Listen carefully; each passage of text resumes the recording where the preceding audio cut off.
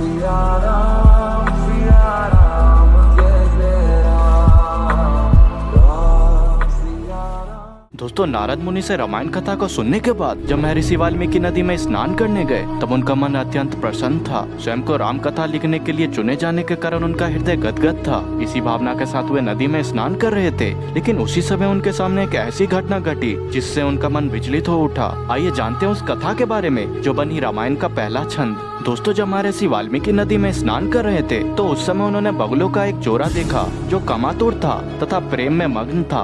यह दृश्य देखकर महर्षि अत्यधिक प्रसन्न हुए। पशु पक्षियों के बीच ऐसा प्रेम देखकर महर्षि आनंदित हो रहे थे। इतने में एक शिकारी वहाँ आया तथा उसने अपने धनुष पर तीर चढ़ाकर नर बगुले की हत्या कर दी। वह नर बगुला तरफ तरफ कर वहीं मर गया तथा यह देखकर मादा बगुला विलाप करने लगी। विलाप करते करते मादा बगुला ने भी अपने प्राण त्याग दिए। इस करुणामय दृश्य को देखकर महर्षि वाल्मीकि अत्यधिक क्रोधित हो गए तथा उन्होंने उसी समय नदी के जल को हाथ में लेकर उस शिकारी को श्राप दे दिया। उस श्राप की पंक्तियां थी, हे निषाद, तुम्हें अपने जीवन पर्यंत तक शांति नहीं मिलेगी क्योंकि तुमने एक असावधान प्रेम में आतुर पंछी के जोड़े में से एक की निर्मम हत्या कर दी है। विचलित मन से महर्षि वाल्मीकि अपने आश्रम तो आ गए, लेकिन उनका मन अशांत था। उन्होंने क्रोध में उस शिकारी को श्राप तो दे दिया, लेकिन वह तपस्या के नियम के विरुद्ध था। उन्होंने सोचा कि वह शिकारी तो अपना धर्म निभा रहा था तथा सभी प्राणी अपने कर्मों के अनुसार ही फल भोगते हैं। उनका उस शिकारी को भावना में बहकर श्राप देना अनुचित था। वाल्मीकि इसी सोच में डूबे हुए थे कि उन्होंने अपने श्राप की पंक्तियों पर ध्यान दिया तो सोचा कि उनकी जीभा से श्राप रूप में जो वाक्य निकला है वो 4 चरणों में बंधा हुआ है। इसके प्रत्येक चरण में 8-8 अक्षर बराबर चरण में है। इसे लय पर भी गाया जा सकता है, इसलिए यह वचन श्लोक छंद बनकर छंदबद्ध काव्य रूप हो गया है।